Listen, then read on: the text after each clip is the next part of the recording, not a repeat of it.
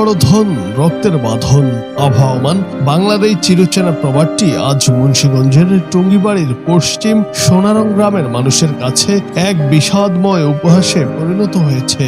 যে বড় ভাই একদিন পরম মমতায় ছোট ভাইকে ইটালিতে নিয়ে গেছেন, সেই ভাই আজ সব মায়া ছিন্ন করে নিজ হাতে ছোট ভাইকে। অর্থলিপ্সা, অহংকার আর ক্ষোভ যে কত দ্রুত একটা সাজানো সংসারকে ধ্বংসস্তূপে পরিণত করতে পারে তার প্রমাণ এই ঘটনা।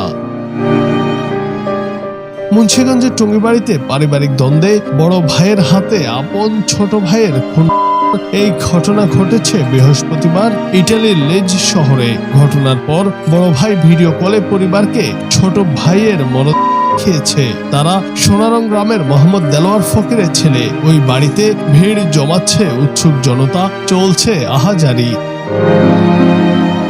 তাদের বোন দিলার আক্তার জানান, 6 বছর আগে হুমায়ুন লিবিয়া দিয়ে ইতালি যায়। 4 বছর আগে 13 লাখ টাকা খরচ করে ছোট ভাই নয়নকে ইটালি নিয়ে যান, কিন্তু ইতালি নেওয়ার বিনিময়ে নয়ন হুমায়ুনকে 20 লাখ টাকা দেন। হুমায়ুন তার বাবা মায়ের ভরণ পোষণ বাবদ বিভিন্ন সময় দেওয়া 16 লাখ টাকার অর্ধেক অর্থাৎ 8 লাখ টাকা নয়নের কাছে দাবি করেন। সেই টাকা দিতেও রাজি হয় নয়ন, কিন্তু হুমায়ুনের দ্বিতীয় স্ত্রীকে মেনে না নিয়ে বরং তার বাড়িতে উঠার খবর শুনে ওই ঘরের বিদ্যুৎ বিচ্ছিন্ন করে দেন বাবা দেলোয়ার হোসেন। মূলত এই নিয়ে ক্ষিপ্ত হয় হুমায়ুন।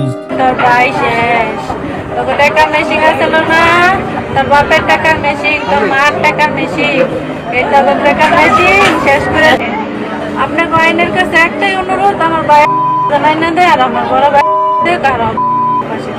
পরে ইটালিতে হুমায়ুনের বাড়ির নিচে নয়ন সাইকেল চার্জ দিতে আসলে পেছন দিক হতে পিঠে পরে মাথায় করে ছোট ভাই নয়নকে হুমায়ুন। হুমায়ুনের প্রথম স্ত্রী আমেন আফরিন জানান, হুমায়ুনের সঙ্গে 3 বছর আগে টেলিফোনের মাধ্যমে তাদের বিয়ে হয়। তাদের ঘরে 1.5 বছরের এক ছেলে সন্তান রয়েছে। বিয়ের পরে তিনি জানতে পারেন বাড়ির পাশের বেআইনের সঙ্গে তার প্রেমের সম্পর্ক রয়েছে। তিনি বলেন, হুমায়ুন আমাকে ঠিকমতো ভরণ পোষণ দিত না। 2 বছর আগে ছুটিতে এসে গোপনে সে তার বেআইনকে বিয়ে করে বিদেশে চলে যান। সে বিভিন্নভাবে আমাকে মানসিক করতো। কিছুদিন ধরে আমাকে তালাক দিয়ে দিবে বলে আসছে।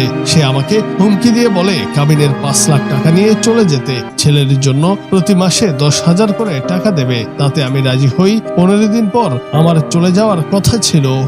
আমার হাজবেন্ড আমার কাছে শিখা যায় না যে উনি বিয়ে করছে, কিন্তু মানে মেয়ের বাপ মা, মেয়ে সহ মেয়ের বোনেরাও বলতেছে, মানে মিনা যে ও বলতেছে যে ওরা নাকি বিয়ে করছে। মিনা নাকি ও যাই না শুনে কেন এই কাজটা করছে। এখন আপনি আইনে যে রাখার আপনারা ওইটাই করেন, কারণ আমার বাচ্চার বয়স বেশি না। এদিকে নিহত নয়নের মা বিউটি বেগম জানান, হুমায়ুন নয়নকে ইটালি নেওয়ার সময় টাকা দিয়েছিল।